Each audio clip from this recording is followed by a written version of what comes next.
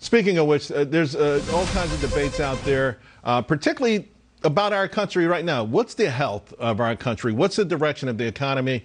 You know, even most data points that come out give us conflicting signals. I'll give you an example. So today his ISM, right, manufacturing, 49.3, which, by the way, still contraction, but came in better than consensus. That's the headline. You're going to hear a lot of good stuff about that. But you got 52.2 on prices paid. Consensus was 51.7, and that's expanding. Employment was 45.3. The street thought it would be 48, so that was a negative. What took it over the top was new orders at 52.5, but could some of that have maybe just been ahead of tariffs? We'll find out. But let's bring in Bianco Research President Jim Bianco. Jim, you know, again, it's so tough to get a handle on the economy, the aggregate data, the bifurcation of the super wealthy and everyone else.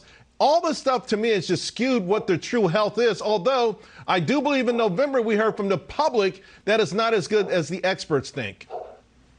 Yeah, we refer to that as the K-shaped economy. You know, if you look at the top line numbers, and those ISM numbers you were citing are more top line, the economy looks okay. But the K-shaped economy is the bottom half of income is not doing as well as the top half of income. Obviously, the top half does better because they have more income, they have more wealth. But relatively speaking, they're falling further behind.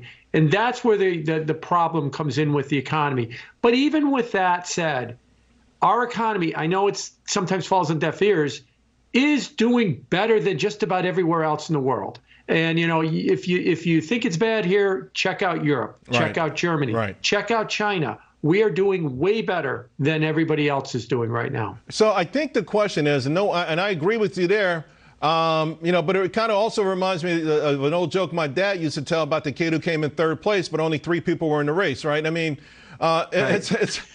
we want to use what those other countries have done to themselves, particularly Germany, as a cautionary tale. So let's talk with the central banks. Today's ISM number, because I know you've been very critical of some of the moves that they've made recently.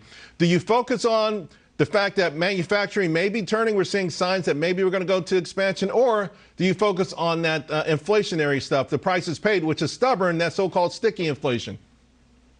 See, I would focus on the inflation rate, and that's what I'm kind of worried about, that stubbornness. And I've been worried about inflation, and just so everybody knows, we're talking about, I'm worried that inflation is going to stay in the 3 to 4% range, not under 2. Why does that matter? Because that could push interest rates into the 5 or 6% range. We're talking about treasury yields, and that could push mortgage rates, you know, into the 7 or 8% range if we don't get rid of that stickiness on inflation.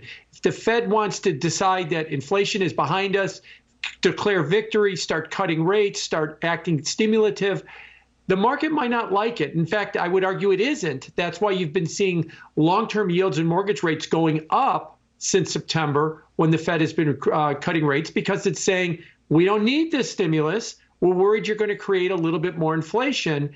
And if they continue to do that, that's going to be a problem. So I think they should focus more on that inflation number. I know they focus more on the labor numbers right now.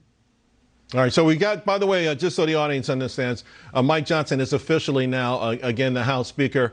And I want to pick up on this conversation for a moment here, Jim. We've got a minute to go, but President Trump has an aggressive agenda, a very aggressive agenda.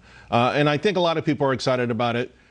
What are your thoughts? You know, we had Ed Yardeni on earlier. He's very concerned about tariffs, a lot more than I am, per se, for sure. But what are your thoughts on just achieving what Trump wants to achieve, and what it would mean for the average person?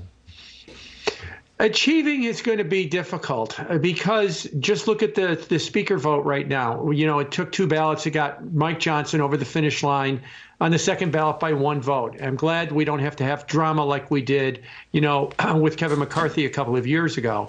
But that said, it just highlights how difficult it's going to be to get this agenda through. Now that I've said that, the agenda of tax cuts, deregulation, I think is very positive, and the markets have responded like that since the election. Tariffs, there's a big debate about tariffs.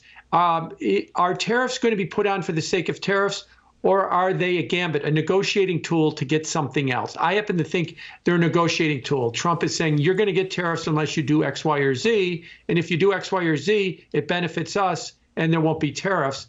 If that's the case, I think tariffs are not necessarily as bad a thing as everybody worries they are. Yeah. Hey, Jim, you're looking good, my man. Happy New Year. Talk to you real soon. Happy New Year to you. Absolutely. Folks, I got a guest coming up who says if you're not